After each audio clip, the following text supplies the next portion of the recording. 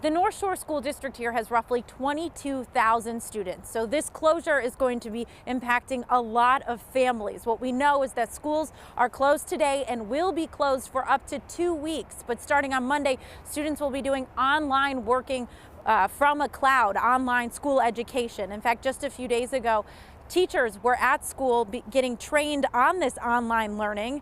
The superintendent, Michelle Reed, she said that she's working with a team, and what they've noticed is a pattern when it comes to the coronavirus, and that's that 26 of their schools have been affected via direct or indirect exposure to the coronavirus.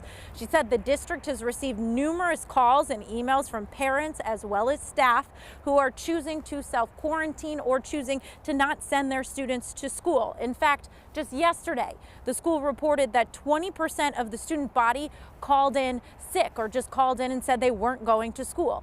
Now, while this is the longest school closure that we have heard about so far, it's not the only school closure. In fact, here's a list of all the schools we know that will be closed for today.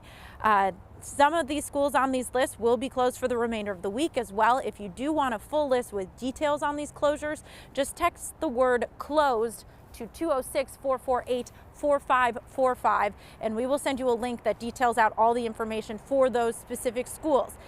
As far as the Northshore School District here, they're still working on certain plans to accommodate students. Things like if your child doesn't have a laptop, the school says they're working to get those kids laptops. They're working on plans for kids who have free and reduced lunch. They're also working on plans for kids who have special education needs. But come Monday, their plan is to have all students start this online classroom format while the schools remain closed for up to 2 weeks. In Bothell, Callie Greenberg, King 5 News.